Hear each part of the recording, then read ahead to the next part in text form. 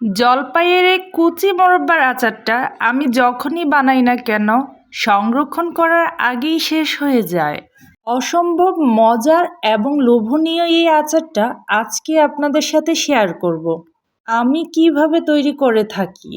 মোরব্বাটা তৈরি করতে আমি 1 কেজি পরিমাণে জলপাই নিয়ে নিয়েছি। সবগুলো জলপাইকে দেখুন কিভাবে কুচি করে নিয়েছি। একটা ছুরির সাহায্যে এভাবে আস্তে আস্তে করে আমি সবগুলাকে কুচি করে নিয়েছি। আপনারা চাইলে বটির সাহায্যেও করে নিতে পারেন। দেখুন সবগুলো কিভাবে করে নিয়েছি। এবার আমি এতে দিয়ে দিয়েছি 1 কাপ পরিমাণে চিনি। এরপর দিয়ে দিলাম স্বাদ মতো লবণ। এবার দিয়ে দিব হোয়াইট ভিনেগার। ভিনেগারটা আমি 1/2 কাপের মতো দিয়ে দিয়েছি। এবার এটাকে আধা ঘন্টার জন্য রেস্টে রেখে দিব চিনিটা গলে যাওয়ার জন্য। এই তো 30 মিনিট পর সবটা চিনি গলে গেছে। এবার আমি একটা হাঁড়িতে সবটা উপকরণ দিয়ে দিলাম, দিয়ে আলতো করে হাতে নেড়ে চেড়ে জাল করে নিচ্ছি।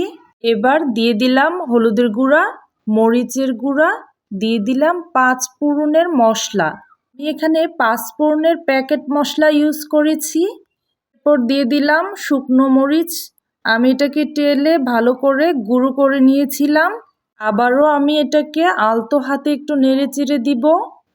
বেশি নাড়াচাড়া করলে জলপাইটা ভেঙে যাওয়ার সম্ভাবনা থাকে শুরুর দিকে। 15 থেকে 20 মিনিট আমি মিডিয়াম টু লো হিটে রেখে আচারটাকে রান্না করে নিয়েছি। আমি আবারও এতে 5 ফোড়নের মশলা দিয়ে দিলাম 2 চা চামচ, দিয়ে আবারও একটু নেড়েচেড়ে মিশিয়ে নিব। মিশানো হয়ে গেলেই আমার আচারটা একদম রেডি। এবার এটাকে আমি ঠান্ডা হতে রেস্টে রেখে দিব। এই তো আমার আচারটা ঠান্ডা হয়ে গেছে। এবার এটাকে সংরক্ষণ করার পালা।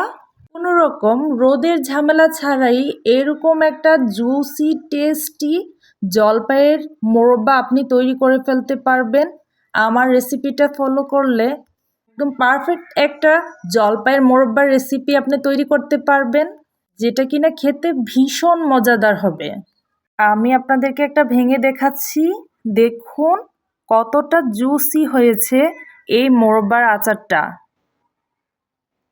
একদম বছর জুড়ে সংরক্ষণ করে রেখে দিতে পারবেন এই আচারটা। বরাবরের মতো আমি সবসময় চেষ্টা করি আপনাদের সাথে সহজ রেসিপি শেয়ার করার জন্য। যদি আমার রেসিপি ভালো লেগে থাকে তাহলে পাশে থাকবেন।